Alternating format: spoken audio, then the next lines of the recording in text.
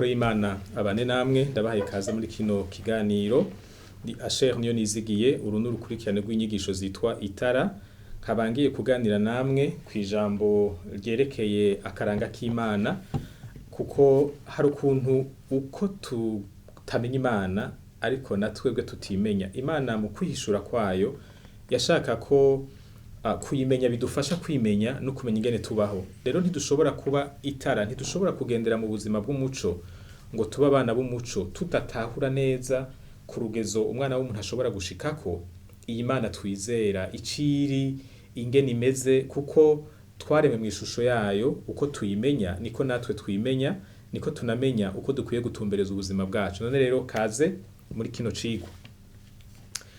Amajambo twisunga ni ibice bibiri vya mbere vy'igitabo ca mbere canditswe muri Bibiliya, igitabo c'itanguriro, igice ca mbere n'igice ca kabiri. Muri rusangi muri ibi bice bibiri tuhabona amajambo yerekana ingene Imana yaremye ibiriho vyose uretse Imana yonyene niyo itaremwe ntiyari kwirema kuko kanatsinda yamye ibihe vyose.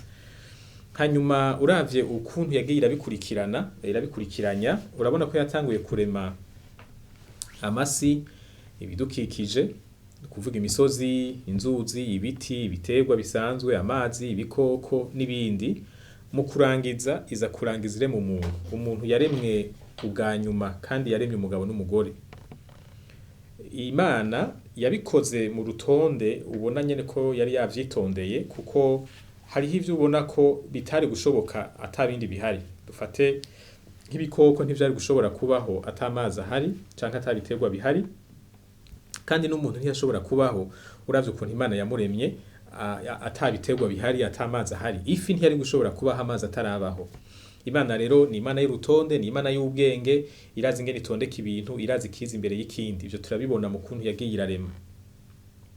Imaze kurema abantu yabahaye ububasha bwo kurondoka, iranababwira ngo irabahezagiye nibagende buzura isi hanyuma bayiganze. Hanyuma ikintu kigaragara kumbure rimwe na rimwe dushobora kudatora kubera n'akajambo gato n'ukuntu Imana yivuze iri kwirarema. Igihe yagera ku kurema umwana w'umuntu ni mu gice ca mbere murongo wa 26 na 27 yavuze ngo reka rero tureme umuntu, yivuze mu bwinshi. Ariko igitangaje nuko kubamenyereye gusoma ijambo ry'Imana nta handi tubona Imana yivuga mu bwinshi. Imana ntitinya kwivuga ngo jewe. Imana ntivuga ngo twebwe, ivuga ngo jewe uhoraho ni jewe nabakoreye ibi nibi. Murabize mu bitabo vyinshi byo mwisezerano rya kera cane cane. Aha rero hari ikibazo ni kubera ikigeze ku kurema umuntu yivuze mu bwinshi. Abahinga b'ijambo ry'Imana bavuga ko mu vy'ukuri ubusi bwa bwinshi bwo kwiyubaha, bwo kwiyubahiriza. Bimwe vy'abantu b'abanyacubahiro usanga yivuga nko kumengana abantu benshi ngo twashaka kubashimira kandi hariko havuga umuntu umwe. Kuko iyo si yo mvuga Imana ikoresha. Ubu bwinshi buvugwa ni bwa butatu buri mu kuntu Imana imeze, buri mu karanga k'Imana. Kandi ubiravye neza usanga mu vy'ukuri igihe Imana yari kwirarema hariko hari mu butatu. Ijambo rya mbere ryo muri Bibiliya rivuga ngo ubwa mbere na mbere Imana yaremye. No kuvuga aha hariko havugwa Imana, ntibavuze neza nimba ari Imana mwana, Imana data canke Imana mwehemu yera, umugabo bavuze Imana. Hanyuma ubandanije gato mu murongo wa kabiri ubona ijambo rivuga ngo mwehemu yera. Igihe Imana yari kwirarema ngo mwehemu yera ngo yatambatamba kwidamba. Hari ukuntu ibintu vyari bimeze ico gihe vyari mu kajagari ngo mwehemu yera yatambatamba hejuru yavyo. Murumva yuko uwo mwehemu yari ko aravugwa aranyuranye na ya Mana yari kwirarema gato hajya mu murongo wa mbere. Mugabo turazi ko Imana iri mu butatu. Nico gituma hari abavuga bati irya Mana ivugwa ni Imana data. Yari kwirabikora mwehemu yera nawe ariko aratambatamba. Ariko kandi ikindi kitangaje usomye mu Bikolosayi igice ca mbere umurongo wa 15 na 16 usangamwo uruhara rwa Yesu mwirema. Kuko havuga ngo kuko muri we, aha ni muri Kristo Yesu, ariho vyose vyaremewe, ivyo mwijuru n'ivyo mwisi, ibiboneka n'ibitaboneka, uri intebe z'icubahiro, uri ubwami, uri ubukuru, uri ububasha, vyose vyaremwe nawe biremegwa kuba ivyiwe. Iri jambo naryo riza ryemeza ko Yesu ari we yaremye. ngo vyose vyaremwe nawe kandi biremerwa kuba ivyiwe. Uretse ko vyose vyaremwe nawe n'ubundi ngo ni ivyiwe. Turazi yuko ata muntu ashobora kurema, nta kiremwa gishobora kurema. Ikiremwa kiraremwa. Ico ikiremwa gishoboye gukora ni ukurondoka. Mugabo kurema ni ibanga ry'Imana gusa. Ngira ngo muca mwumva ko aha biriko biragaragaza ko vy'ukuri Yesu Kristo ari Imana. None rero biraboneka ko mu kurema Imana Data yarimwo, Imana Mpwemu Yera yarimwo, n'Imana Umwana ari we Yesu Kristo yarimwo. Imana yaremye mu butatu. Kumbure harakunda kuba n'ibihari, harabatemera ubutatu ko ari ijambo ry'ukuri, ngo ntaho vyanditswe muri Bibiliya n'ibindi. Tuzobigaruka ko kumbure mu cigwa cavyo, ariko ngaha amurabona yuko bigoye ingene umuntu abikwepa. Uburyo bwonyene bwo kubihakana ni ukurondera ingene umuntu ahinyanyura ibintu agahindura ibivuzwe. Mugabo bifashe uko bivuzwe ntushobora guhakana ko Imana iri mu butatu. Imbere yo kubandanya kuri iri jambo ry'irema n'ico ritwereka ku Mana, nashaka mvuge ku bantu bavuga ko irema ritabaye. Hariho abantu bavuga yuko ibintu bihari vyahabaye ku gihamana, kenshi abo bantu baba bahakana n'Imana bavuga ko itabaho. Iri jambo ntirize ribatera uruhagarara, ni bisanzwe ko umwana w'umuntu yihenda, abantu bamye bihenda, uhereye no ku muvyeyi wacu wa mbere Eva yarihenze. Imana yaramubariye ko kirya camwa kizomuhitana, kizoba kwegera urupfu. Aragenda aracitegereza asanga ni camwa ciza, acara kirya azi ko ari ikintu ciza. Mugabo murabona inkurikizi z'ivyakozwe izarizo. Ni ukuvuga rero ni bisanzwe ko umwana w'umuntu yihenda akanyuranya n'ijambo ry'Imana. Noneho n'ijambo riravuga ngo igipfu cibwira ngo nta Mana ibaho, kandi ibipfu birabaho. Ni bisanzwe. Hanyuma uravye urutonde ruri mu vyaremwe, urabona yuko mu vy'ukuri rudashobora kuba rwatewe n'igihamana.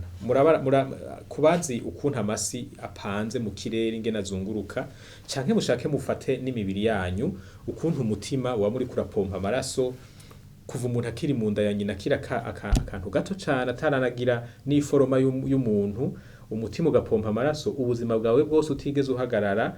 Nta entretien bawugirira nka kurya babigirira amamoteri, nta muyaga nkubu hari ngo ubukoreshe, kandi ugakora ico gikorwa imyaka 50.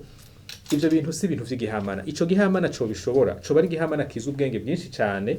Igihamana naco iyo kibaye mu ubwenge ntikiba kikibaye igihamana.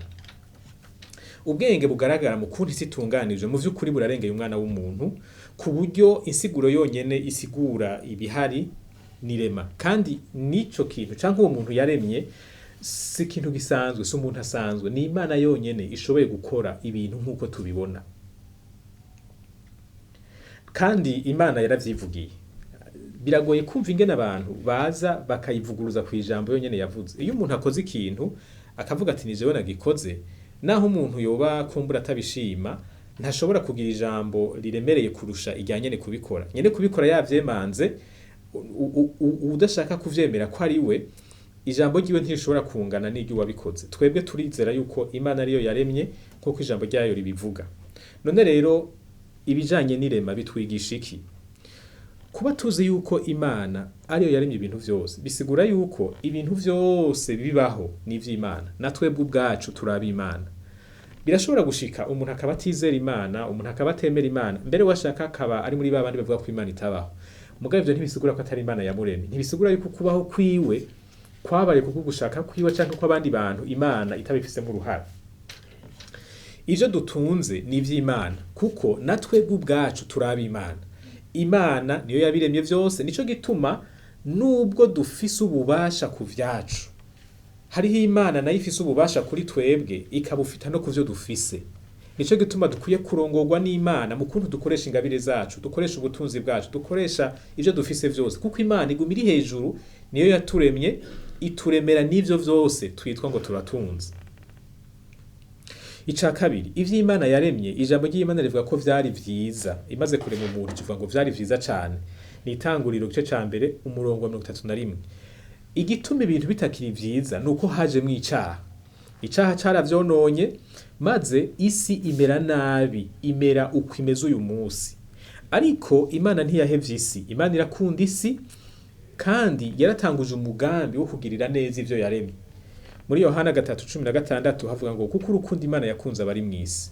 Iyo musonye mu gifaransa musanga havuga ngo car Dieu a tant aimé le monde, Imana yakunze isi, saba ari mw'isi gusa, abari mw'isi yarabakunze, ariko ikunda isi yose yaremye muri rusange. Imana irafise ivyo iriko irakora muri ino si yaremye kuko irayikunda, iyifitiye umugambi mwiza, kandi ni jewe ni wewe duhamagarirwa gukoreshwa n'Imana mu gusubiza ku murongo ivyo Imana yaremye. Igikorwa Imana iriko irakora abakozi ifise ni jewe na wewe.